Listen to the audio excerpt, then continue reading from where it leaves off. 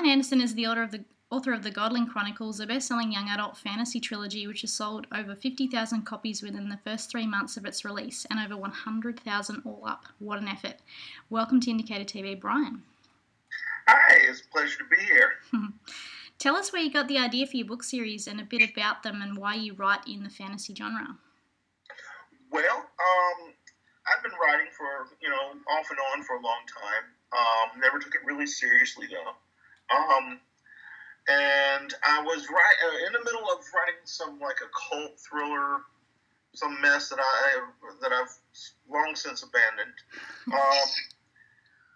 And, my son, he's watching what I'm doing, and, he was, I think, about 7 years old at the time, and he had just saw Percy Jackson and the Lightning Thief, and just like any other little boy, with his dad, wants to be a part of what his dad's doing. Yeah. So he gets from school one day and says, "Dad, I got a good idea for a story." That was like in the middle of writing, and so I stopped and tried to be a good dad. I was a little irritated because I was kind of like in the zone, but but thank God I did stop, because he then tells me the idea for the Godling Chronicles. The matter of fact, the prologue is action for action what he described to me. Cool. And the main characters and what they're about. I mean, I made some adjustment on the characters. I made the main character a little bit older. I made the sort of mentor character a little bit younger. That kind of thing. But the basic premise came all from him, and he asked me if I would write it, and I was like, well, yeah. So I laid down the piece of crap that I was writing and began writing this. Now, understand that up to now, I've never been able to complete a novel. I always got lost interest, just couldn't get it done. And this one, I had the first draft done in 6 weeks. Wow, that's impressive. And it just flowed. I'd never been able to write fantasy before. I tried, and which was a shame, really, because I loved fantasy. It was my favorite genre growing up. Mm-hmm. I've read hundreds of books in the fantasy genre, but every time I tried to write it, it just never came out right. It never sounded right to me. And for some reason, this story sort of brought together what I needed to do it. And when it was all said and done, it was like something that was supposed to happen. That's great. So you initially started out as a self-published author with the Godling Chronicles. Why did you choose to self-publish, and what were your experiences with it? Well, I didn't know anything about self-publishing at the time. I didn't know I had the ability to just go directly to Amazon and things like that. I didn't know anything about it. And so I went through what's called a vanity press. It's a press that they do all your stuff for you, and you pay them X amount of money. Mm-hmm. And but that's what I thought self-publishing was. And so I did that, and for about 9 months, I don't think I sold more than 20 books in 9 months. Oh. And it was terrible. I was very disappointed, but I still believed in it. And I went ahead and wrote the second book while I was doing that. And I decided to kind of reboot it a little bit. And I shopped it around, and a small publisher took interest. So we re-edited it, took it down off of Amazon and everywhere, re-edited everything, redid the cover, just sort of started brand new. And that was in August of 2012. Mm-hmm. And the first month it was released, it's sold over 1,000 copies. Wow. And that was in it wasn't a full month, it was the last 2 weeks. And then it snowballed from there. It just exploded. Over the course of the next 3 months, it sold like 50,000 copies. That is really impressive. And do you put that down to the cover? You know what? I do. I think that I redid the blurb and the cover, and it was amazing. The response. The covers I have on there now are completely different from that. Actually, I had a guy named Mike Gauss redo my covers once again. But the initial cover I did when I was going through small press were very, very good. And that's what people see first. And this is what I tell people: if you're going to, if you want to get noticed, the first thing people see is the cover of your book. You need it done professionally. You need it to look professional. If a professional looking cover, a striking cover, tells the reader that you care about your work, and because there's a lot of done at home from some picture they're, a husband or wife drew, with bad font, and just, you can tell it was done in an amateurish way. Yeah. And it tells the reader that this is not that this is possibly somebody I shouldn't risk spending my money on, or more importantly, my time. And I think but when you go the other way, you get it done right. It tells them immediately that this is somebody who is that their work is important enough to go over all the details, and that includes the cover. Great. So with your indie publisher, did they do anything else, like for marketing? Like, they did some blog tours and things like that, and there was some marketing done, but and they without them, they helped me a lot. And as I'm not with them anymore, I decided to go on my own. I sort of outgrew them in a way, and through them I really learned a lot about the business end of being a writer. Yeah. And some do's and don'ts, and I made some mistakes that I'll never make again, and sort of taught me how far I can and can't go on my own. It's interesting because a lot of the times publishers don't take on already published books, so that's really good that they did that.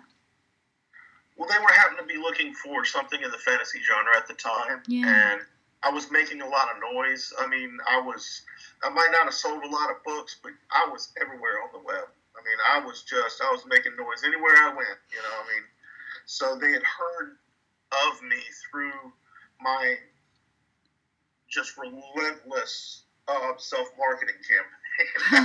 Well, there you go. It didn't get me sales, but it did get me a publisher. That's awesome. You write fantasy for young adult readers aged 12 and upwards. Do you find that you have a mixture of like teens and adult readers? I have it's about a half and half. Oh, good. Most of my adult readers tend to be either people who don't really care for the graphic nature of a lot of the modern fantasy, or people who reading fantasy back in the 70s and 80s, where that fantasy would have been considered by today's standards young adult.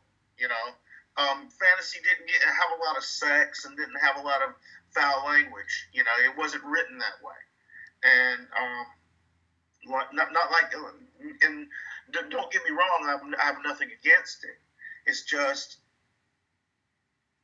back in those days, that just really wasn't done very often. And I think a lot of my adult readers sort of, enjoy that. Enjoy the old style, what is considered young adult. Yeah, and I guess when your son came up with the idea, you want to make it suitable for him to read too.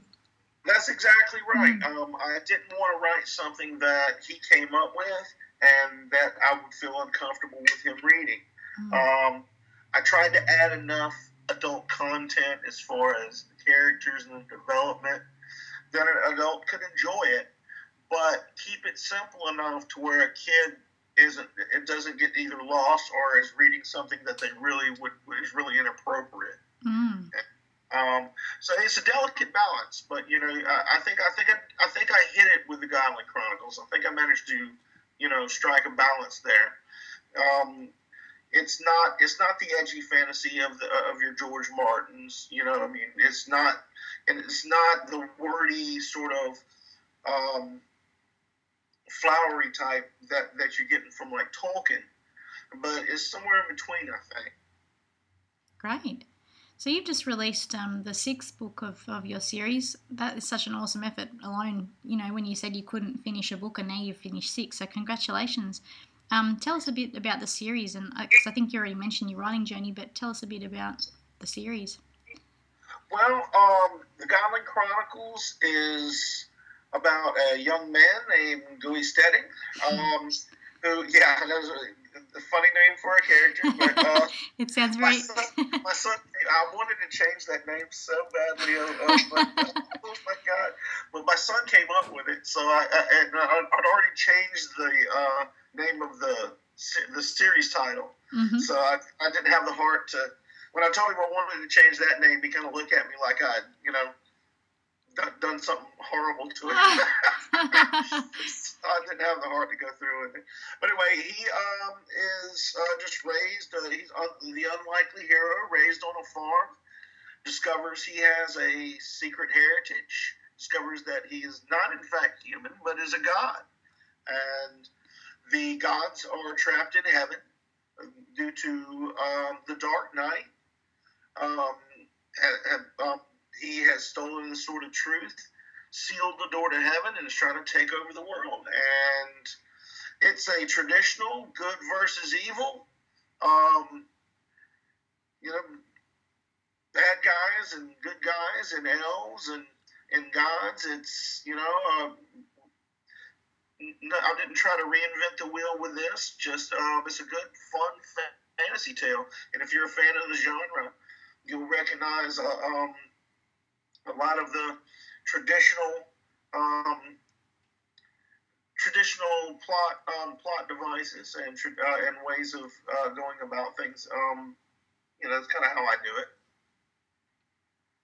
A lot of people like the standard tropes, especially like the romance readers and that sort of thing. So I don't see a problem with that. But I can see where the Percy Jackson influence comes in on that with the gods, and I really love the concept of the gods being trapped in heaven. That's really cool. Yeah, the people get. I've been criticized before for being, like you said, the tropes. Following. But fantasy's fantasy for a reason, and I've seen people really try hard to write something what they would consider to be original, and a lot of times you lose your reader. I don't consider myself one of these like. I'm not a great writer. I'm a good storyteller. Mm-hmm. And I'm an entertainer. I want people to be entertained. And for me to try to go outside the too far outside the norm, I'm going to lose my readers. I'm going to lose their interest. They're not going to be. A lot of times they won't follow you where you're going. Mm-hmm. And the people who read my books are the ones who got me where I am today. And I'm not about to, do things to upset that. I know that may sound a little conservative, but you know what? I love what I do. I love telling traditional stories. I love doing, coming up with new characters and things like that. The plot devices to find something that's truly original is so unlikely in the first place. I mean, think of the millions of books that are out there. I mean, I don't care what you come up with. I promise you, there's something out there similar. That's right. Because I'm plotting my new kids series at the moment. Well, my second book, and I was really struggling for a character goal. I'm like, I don't want to do the good old save the world or save the parents, And it was so hard to come up with something original, so I ended up going with the trope too. So don't worry. The thing is, saving the world. These are traditional plot devices for a reason. People enjoy them. And I understand. In like, especially if you're a genre writer, if you're if you're literary fiction, that's a different thing altogether. But if you're a genre writer, people read in a genre for a reason. They like elves, they like sword fights, they like sorcery, they like good versus evil. Some people like a darker side of it, so you like it when you have like a sort of the heroes, almost to the point of being evil. But that's also a trope in fantasy. You know, people enjoy it for a reason. The reason is it's entertaining. It's fun. You know, I'm not trying to change the world with my writing. All I want to do is give people a few hours out of their day where they don't have to, worry, and they can just escape. It's kind of escapism. Just go into their own little realm. Go into my little realm and escape from their humdrum. And I think that's just as important as the artistic end of literature. No, that's a really great attitude, and I agree. I mean, I'm the same. I don't want to be a fantastic, amazing author, who wins awards. I just want to tell a good story. And when you were speaking about that, it reminds me of Dan Brown, because I didn't realize this, but a lot of people actually criticized him, saying that he couldn't write well. But I'm telling you, the Da Vinci Code was a damn great story. You know what I mean? I flew through it because it was so gripping. So, it just depends on what people like. Haven't you? I mean, not everything has to be a Rembrandt. Sometimes it can just be fun. Yeah, well, that's definitely what his books were, and they were certainly gripping. So if that's what your books are, who cares? I mean, you ultimately got to write for yourself too. Oh yeah, and that's not to say that you can't do some creative stuff and some outside of the box, sort of writing. It's just, but if you've reached a point to where you have an audience, it's sort of incumbent upon you to entertain that audience in the manner they expect. I mean, they're the ones that got you there, and to go in a completely different direction, hey, it sort of is almost like an insult to the people who got you, made you what you are. True, very true. So I guess with fantasy books, a lot of them have fairly comprehensive and complex world building, and you mentioned in an interview that I listened to that you sort of steer away from the political sides of things, I guess because you have the young readers, and I wanted to know how do you get around that, and what do you use instead? Sorry, you go. Oh no, direct. I try not to do anything overtly political. How do I do it? It's not that most books. I know some writers that do write their own views into their work, and I don't do that intentionally. Recently, I had a review that came back. It was a good review, and it's mentioned that I was promoting anti-racism, in my books. They were kind of like one of the gripes was, "Hey, we get it, you're against racism," and I'm like, you know what? That wasn't my intent. I never intended to write against racism. Not that I'm not against. Of course, I'm against racism, but I didn't really focus my efforts on making that a message of the book. But looking back, it is. I did it unintentionally. So I don't entirely succeed on staying apolitical all the time. But when it comes to things like belief in God, communism versus capitalism, things like that, I don't, I tend to stay away from it. I just build the world the way the world is in this, and in any given story, and leave all the other kind of teaching to the parent. I've learned that because of that, I have fans that are very, very conservative, both socially and fiscally, I have fans that are very, very liberal. And to them, I'm sort of neutral. And not that I don't have my own views, it's just I don't feel that it's necessarily something that I need to be sharing with children. That's fair enough. Well, I guess it is hard. A political issue is a hard thing to avoid because you've got your governors and all that sort of thing, and your government in your books. So sometimes you have to bring those elements in.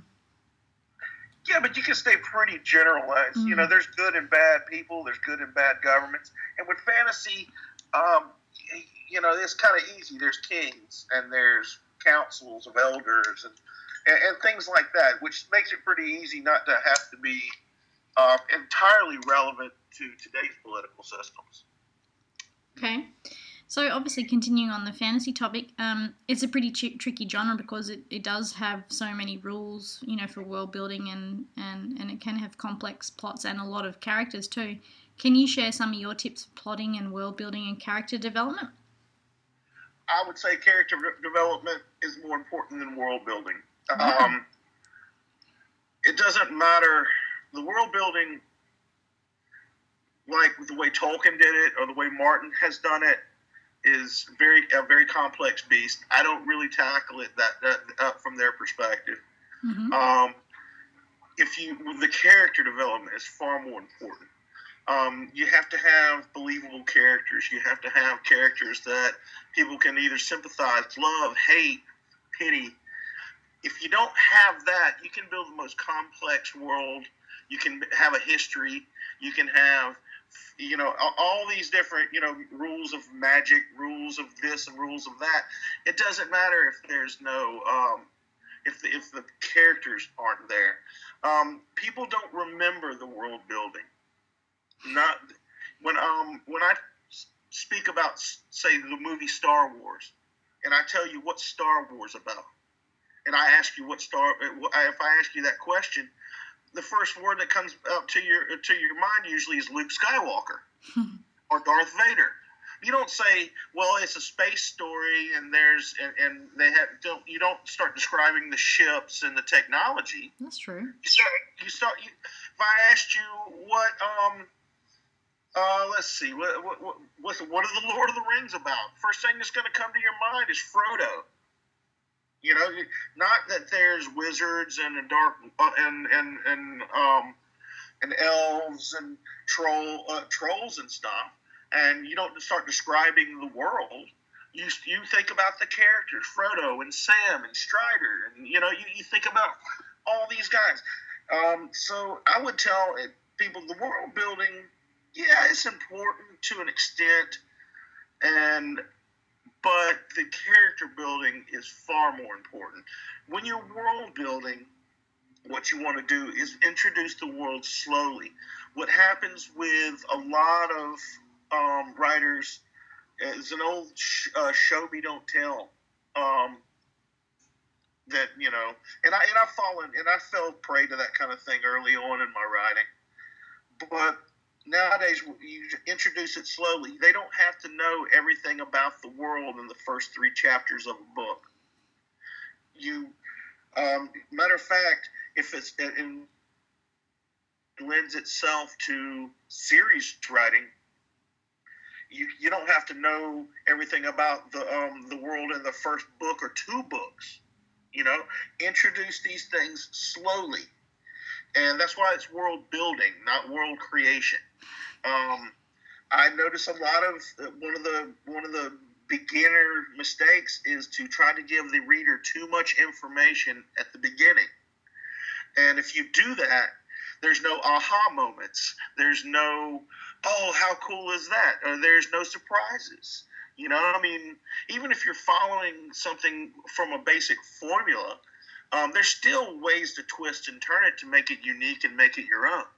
And if you give a history of a world all in one shot, then you've sort of taken the mystery out of the entire series. And you also denies yourself a chance to change your mind down the road. I mean, if you've already made the entire world available to the reader in the first part of your first book, um, and you come up with a better idea in this on your third book, well, you're stuck. You've already done it. You know, so building the world should be just in small increments, in small itty bitty increments. Decide whether or not what kind of technology you're going to have. Is it going to be mostly, generally speaking, it's Middle Ages. You have some people that add a little bit of technology to their fantasy world. Or do they have things powered by magic?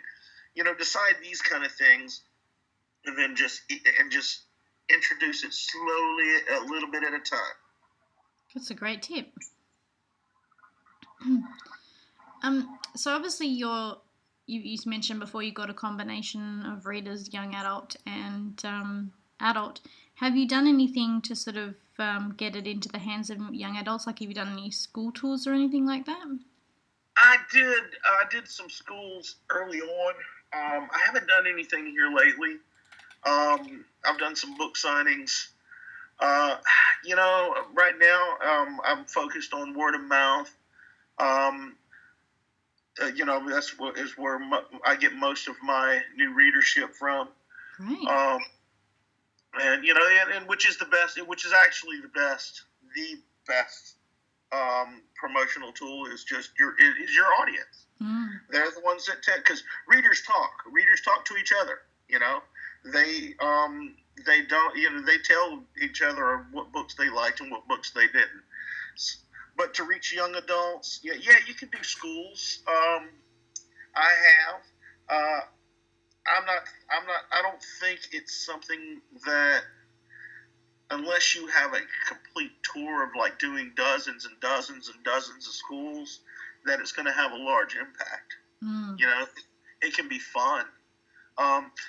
Even signings is as much fun as they are, unless you're doing it at a convention or something like that where there's a large number of people there.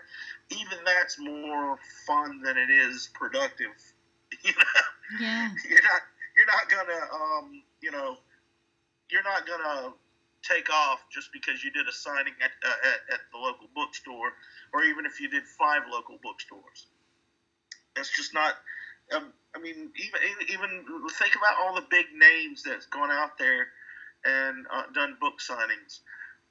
I've seen here in Fairhope, Alabama, there's a store called the Page and Palette, and they have people here all the time. And sometimes there's only 20 or 30 people, and these are big time authors. You know, 20 or 30 people is great, but for all the especially for an independent author, and you have to buy your own books a lot of times for these events, and you look at what it's going to cost you to do the event, the time it's going to take to do the event, you can better spend your time and efforts on other forms of promotion that are more effective. Well, apart from the word of mouth and the school visits, what other promotion activity have you done? What's been successful and what hasn't worked? Every writer knows that BookBub is the way to go. If you can get a BookBub ad, you are certain to sell some books.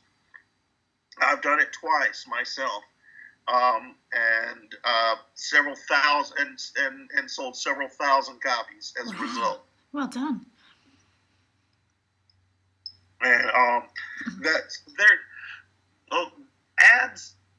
Ads can get expensive. But any type of promotion, one thing an author needs to remember when it comes to promotion, it's always a gamble. You know, don't spend more money on promotion than you can afford to lose. Your best money is going to be spent on your cover, on your editing, on the things that present the book. Especially on Amazon, people surf these things when they're looking for new books. And if they see your cover, I would rather see somebody spend $500 worth of advertising, because that professional cover is what's going to get them. That's an ad. Your cover is your advertising. That is the best advertising tool you have. If I were to say what's been the most successful for me is my covers. And there's not everybody will agree with me on this, and I understand everybody has their own take on it. And there's very expensive ads like Goodreads, but that can cost you like $5,000. Hmm. You can do giveaways, but those can be okay too. But again, you're looking for a large impact. Um, and the largest impact you're going to have is what people see the most, and readers spend most of their time either on Amazon looking at books. Mm. So that's where people saw my book. You know. Yeah, well, yeah, you definitely can speak for the cover. That's amazing. Well, I mean, I've seen it happen with other guys. Mitch Hogan. I was aware of Mitch for when he put out his first book, mainly because he had one of the most amazing covers for an indie I've ever seen.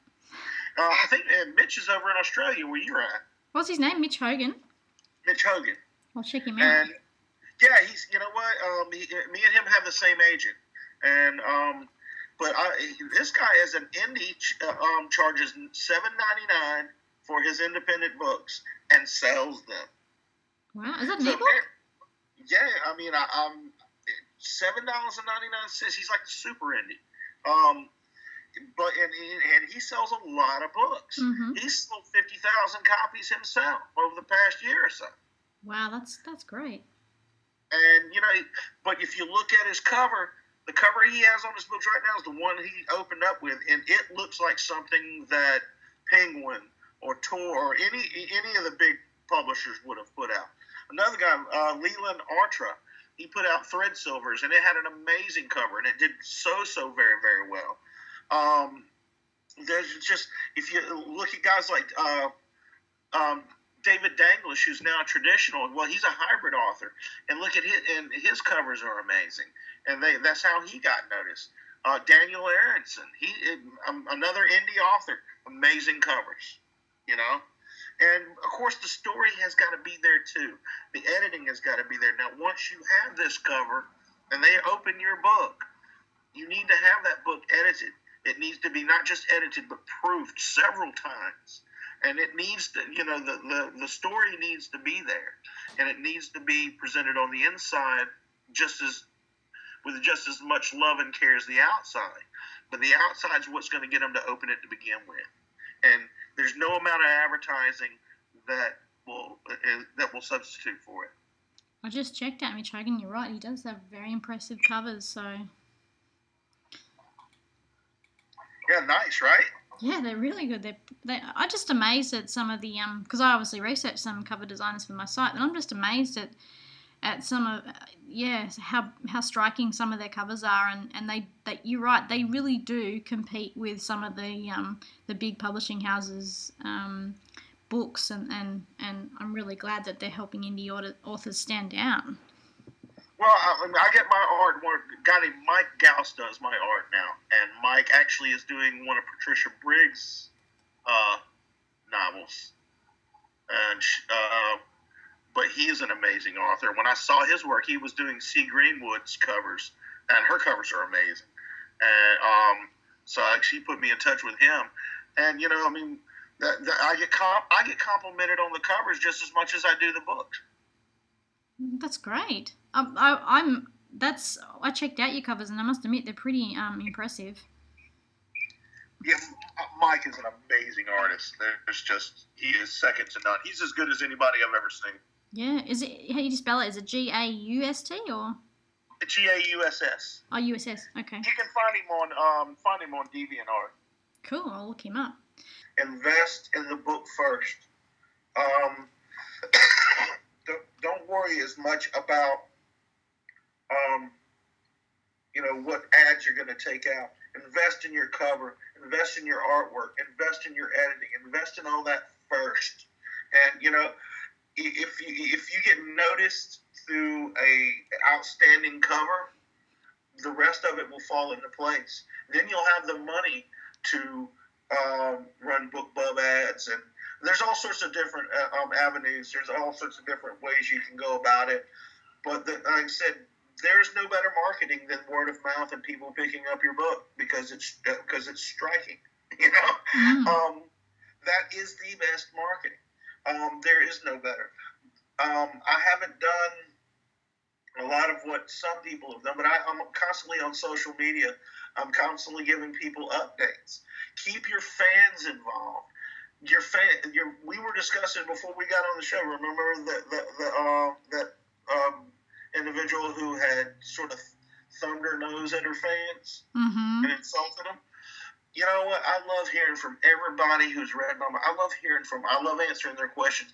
I love the fact that I get to do that. You know that that's something I feel privileged to interact with my fans. That they want to hear from me. My mind. Keep them involved. If they're involved with you, be involved. Engage with them. They're the ones that are going to tell their neighbors and their friends and their Facebook pals about you and about your books. They're the ones that are going to do that for you. There's no better marketing than that. There's no company, there's no ad in the world that is better than that. Do you find you get a good response for that? Like when you blog about updates? I do. I have fans that have been so wonderful. I have had such wonderful experiences with people who's read my books. It is something else. And yeah, of course you're going to get people who aren't so nice, but 99% of the people who contact me are just some of the greatest people ever, and they're the reason that I have done so well. They're the reason that people are still buying my books now. They're the reason that book one is still doing well after almost 3 years. That's really great. Who do you find, do you sort of know the age group of the fans that contact you? Like, are they the younger or adult? Sometimes. On Facebook often I do. I don't give. I try not to. I try to separate my personal Facebook from my author one. But sometimes it overlaps. But generally speaking, you have your age groups there, and on Goodreads, they're pretty good. You can pretty much tell. I don't. I don't worry about it. If somebody, I have one in particular, a lady named Helen Payton, who there is such a touching story that I'd like to share with you. She is a foster mom over in the UK, and she has a special needs child. Her name, but we'll refer to her as Kay. And she has some genetic issues and some emotional issues and that kind of thing. And it was supposed to be just a short-term situation with her because her parents had abandoned her. Oh, no. And, but it ended up being long-term. Well, one of the things about it, one of the routines they had is she read her bedtime stories. Well, when they went on to go on holiday, maybe she forgot the Horrid Henry stories, right? Yeah. That's what she was reading her. And well, her biological daughter was a teenage girl, and she had read my book, my first book, and had it in her Kindle, and suggested, since she had left that at home, to read the Goblin Chronicles to her, because there wasn't anything objectionable in there. Well, the first couple nights it didn't go well, but the third night, when she got to the point where Kalia, the elf, you meet her for the first time, something clicked with her because her name sounded similar to Kalia's. And then she started paying attention. Yeah, but it gets better. She really started paying attention, and then the character interactions at her school, all of a sudden she wasn't acting out anymore. She wasn't, she was trying to behave more like the characters in the book. Wow. Whereas with the Horrid Henry, he's kind of an anti-hero who acts up. She was starting to be helpful to the other students. Yeah. And it was really touching. And I tell you what, I almost cried when I heard she went to. I knew she was going to go see her parents, and it's always a bad experience because she could never understand why they abandoned her. And so I wrote her a character letter from the main character, Gooey. That's so sweet. I Helen put it in an envelope like it was actually sent. And after it was over, normally she's like, you know, very upset. But this time she goes, I don't care. I don't care. That doesn't bother me. And she just couldn't wait to get home to read the letter. That's amazing. That's a great story. I was so choked up when she when she told me that story. So that's the amazing things that happen to you, and that's the amazing part about having fans and having readers, and that's why that's why I continue to love what I do. It's more than just the writing. That is such a great story of how you've influenced someone and made their life better. Thank you for sharing that. So in one of the interviews that I looked up, you mentioned you had a publicist. Did you get that supplied by the publisher, or did you hire that on your own, and how have they helped you? For a while, I had it in my contract with my small press publisher when I was still with them. Yeah. That a portion of my portion of the royalties went to a marketing agent, and they did okay. I think for that kind of thing, you really have to fork out a lot of money. They got me on TV. I was on television a couple different times, awesome. Things like that. And yeah, it was enjoyable. I have an agent now that handles that kind of thing for me, and the good thing about the difference is I don't pay her. So that's a better way to go.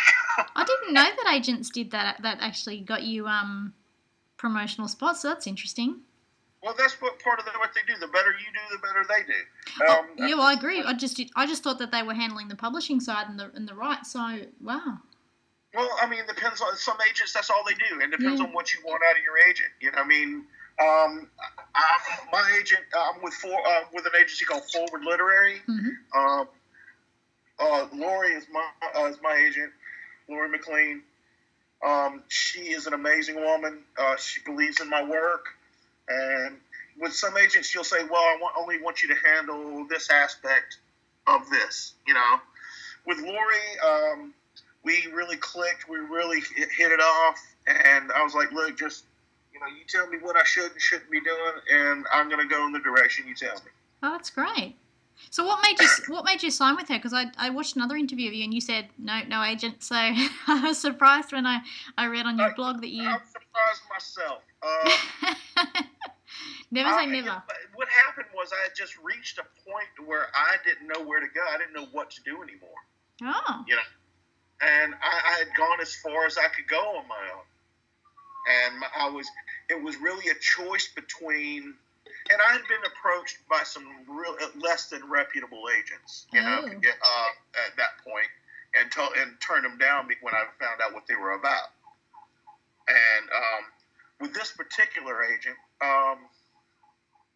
with Lori, I was on a show with Hugh Howey and Michael Sullivan not long ago, about 6 months, or maybe not even 6 months ago, and. I guess you probably know who both of these guys are, right? I've heard of Hugh Howey, but I haven't heard the other guy.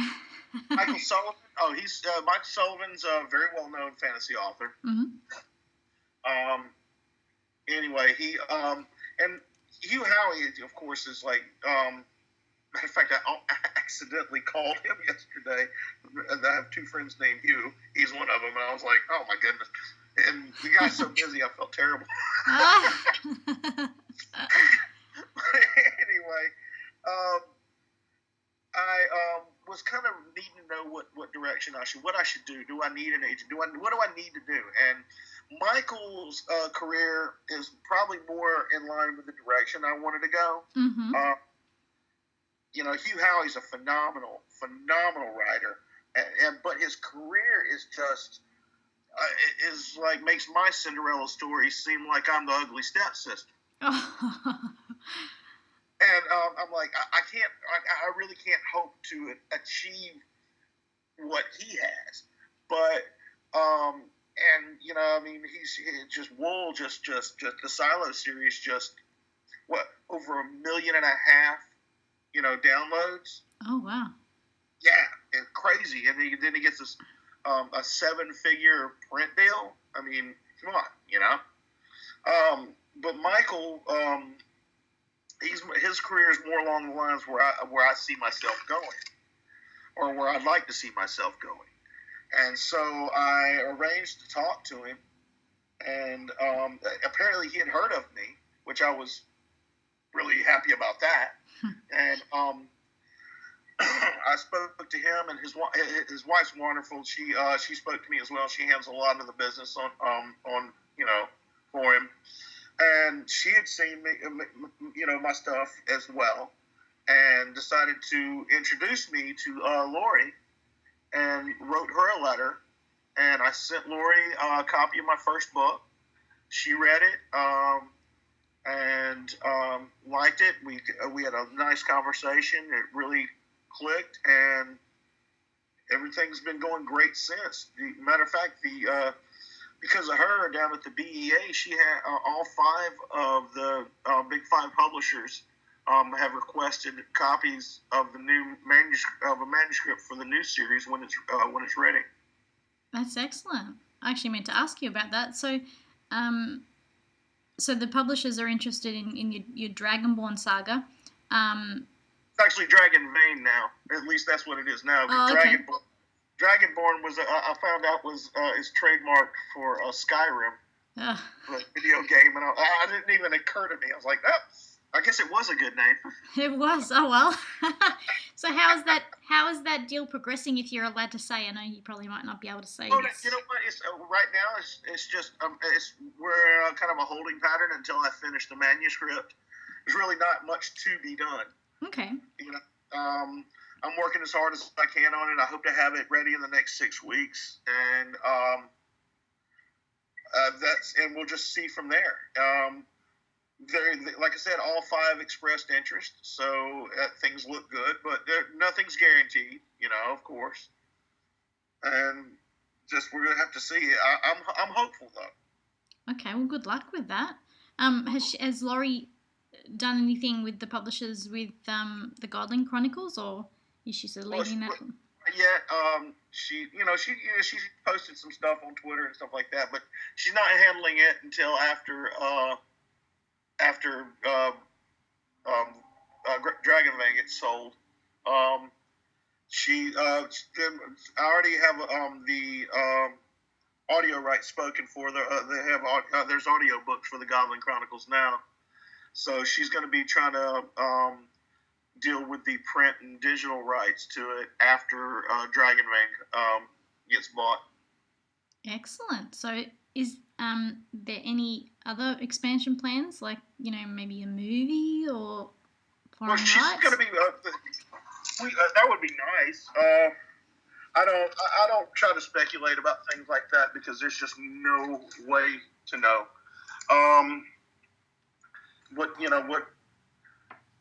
There's just no way for me to answer that with any kind of sincerity. I'd love for it to see something I created made into a movie. But, there's a lot of writers out there and a lot of books out there. Who knows? Oh, well, good luck with that. I'll be keeping an eye out.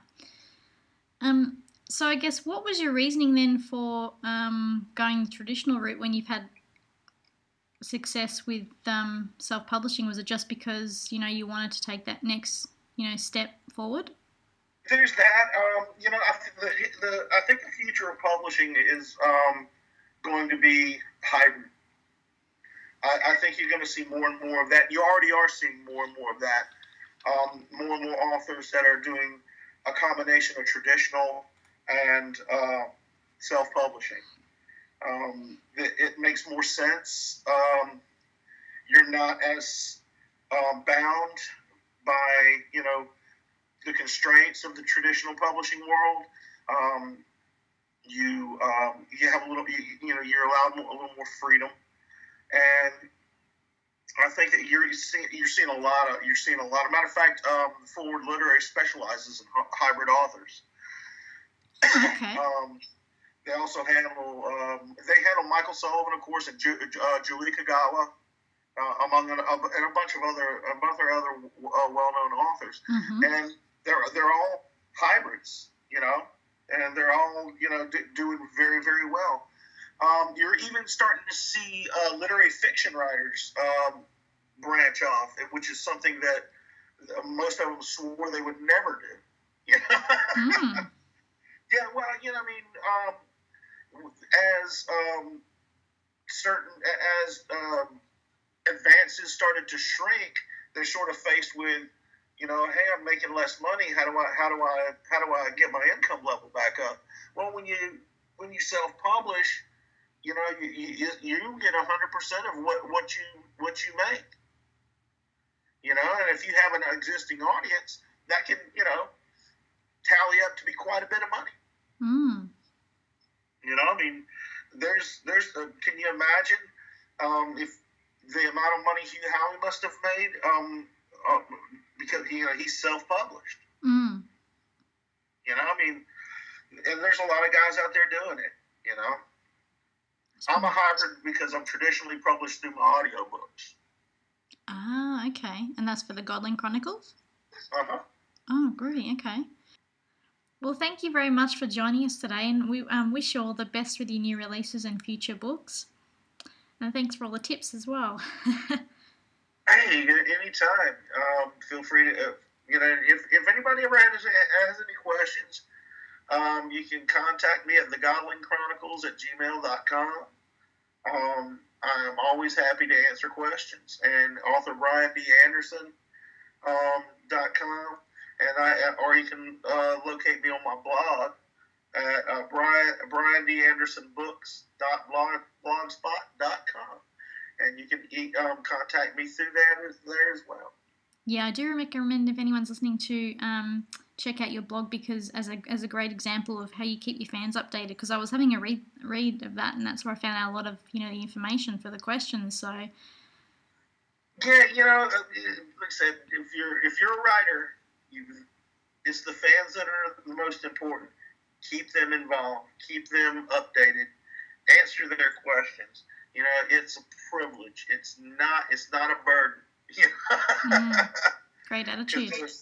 There are so many writers out there that would love to have just one fan, let alone hundreds. Oh, that's great.